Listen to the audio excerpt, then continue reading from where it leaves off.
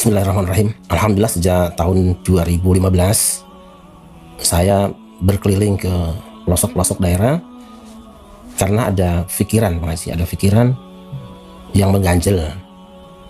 Bermula dari kasus makam Mbah Priuk.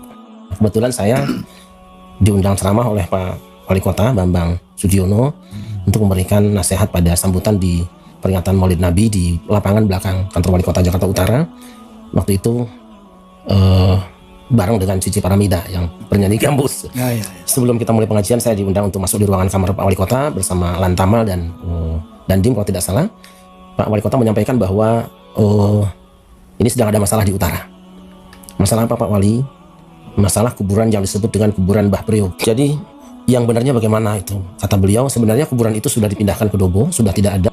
Tapi ada seorang Habib dan seorang pengacara yang membicarakan kembali, setengahnya menggugat bahwa dia mengaku sebagai ahli waris dari yang namanya Mbah Priuk itu.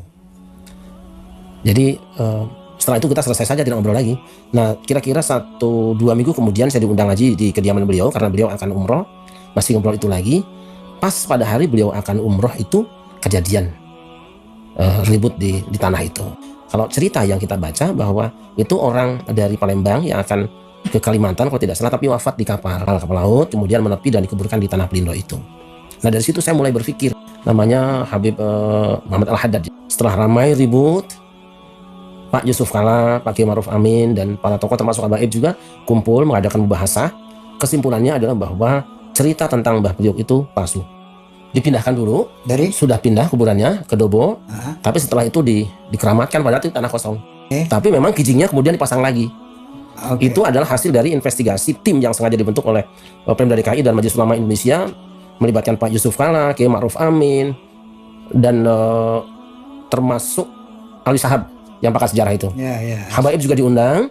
Disimpulkan bahwa cerita, karena di buku itu diceritakan, kan ada bukunya ya, ada Habib yang bikin buku bahwa keramatnya ini itu semua adalah cerita fiktif dan kuburan itu sudah kosong. Nah, dari situlah saya mulai berpikir sebenarnya apa sih yang terjadi? Bukankah di Jakarta ini ada beberapa tokoh ulama atau orang-orang besar yang mungkin layak juga untuk ditampilkan lah ya, seperti Pangeran Jayakarta kan? Nyaris tidak pernah terdengar.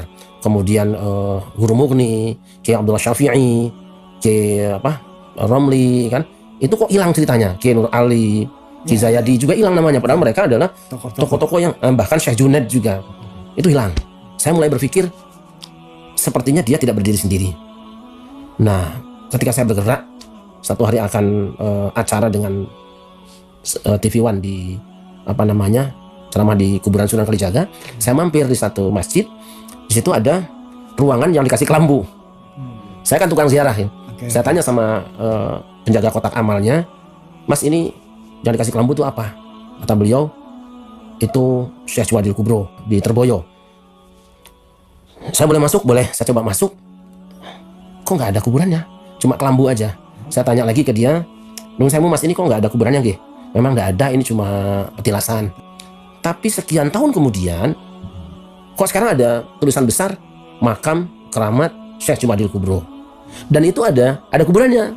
Sekarang sudah ada kuburannya, disebut dengan wisata ziarah, kemudian ada warung-warung, ada kotak amal tentunya, yang penting kan kotak amal sebetulnya. Yang nomor satu, kalau yang lain sunat-sunatnya lah. Nah, saya tanya orang-orang, setahu saya Syekh Jumadil Kubro itu ada Terboyo di Jawa Timur, bukan di situ. Saya tanya, ini siapa yang mengadakan ini nih? Katanya berdasarkan petunjuk dari satu daerah dari Pekalongan. Syekh Jumadil Kubro itu kan termasuk yang menurunkan kemudian Wali Songo kan, adanya di daerah Trawulan. Nah, itu Trawulan, Jawa Timur. Orang-orangnya di situ semua bisa ditanya. Sampai hari ini bisa ditanya semua. Sampai saya bilang, "Mas, ini kan kuburan palsu, Mas, dulu kan nggak ada, sekarang jadi ada." Ya, kita kan hanya melaksanakan saja. Udah, itu saya anggap selesai, saya tinggalkan dan saya sampaikan ke teman-teman. Kemudian saya coba juga pas pengajian di Kalimantan Tengah, karena saya dengar ada kuburan ulama besar namanya Kiai Gede. Kiai Gede itu adalah seorang ulama yang dikirim oleh Kerajaan Demak untuk bersama-sama berjuang dan kemudian mengislamkan sekitar Kalimantan Tengah di Kota Waringin Barat. Nah, kedua kali saya datang ke sana, si penjaganya itu kalau tidak salah namanya Pak Tamrin atau siapa, kemarin ada Habib kesini mengatakan bahwa ini aslinya adalah Habib katanya. Ada yang bilang Habib Asegaf, ada Habib Al-Gadri, macam-macam. Artinya apa? Bahwa seperti ada upaya untuk mencoba mengganti nama orang itu, nama orang. Itu sudah dihabibkan. Tapi untung masyarakat di sana masih tetap manggilnya Kiai Gede dan juru kuncinya. Tapi kan masih ada tulisannya Kiai Gede dan itu sudah cukup masyhur.